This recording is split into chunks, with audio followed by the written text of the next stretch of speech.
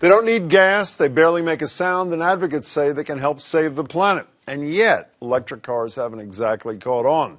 Now, a rebate program designed to get more Massachusetts residents to buy them is about to end. Stephanie Leydon has a look at the impact of the rebates and the future of electric cars. New car. It's a 2019 model. And when Ginny Wells bought her new car, she got a deal because instead of gas, it runs on electricity. At the time we bought, there was a federal incentive and a Massachusetts state incentive that reduced the price of the car to us by approximately $11,500. You saved $11,000 because of rebates? Yes. Those rebates brought down the price of this car by nearly a third.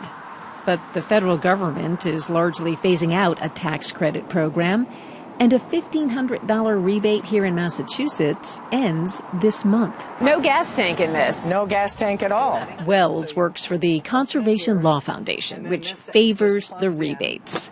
But 5 years after the state started offering them, electric vehicles remain a rarity. Of the more than 5 million vehicles registered in Massachusetts last year, just under 10,000 were electric. That's less than half of 1%. It takes time for these technologies to be wider known and to really see uptake. And so, you know, it's not like it's going to happen overnight. Jessica Transick researches energy technology at MIT and says rebates have fueled a small trend in electric vehicle sales. Is that trend now going to be interrupted because the rebates are disappearing?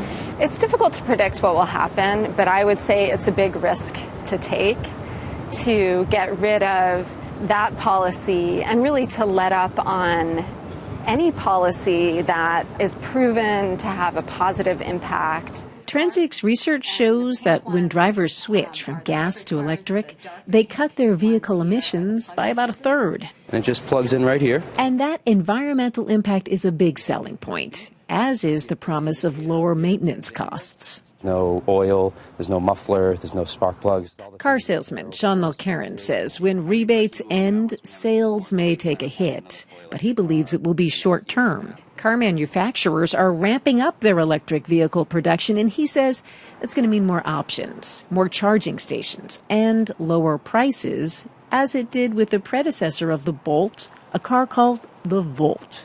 It's one of the few cars I've ever read about the sticker price went down over after the first couple of years. The cost of production had gone down, the vehicle price actually went down. Price, of course, is not the only factor.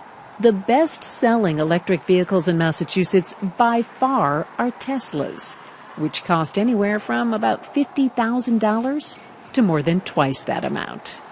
Stephanie Leydon, WGBH News.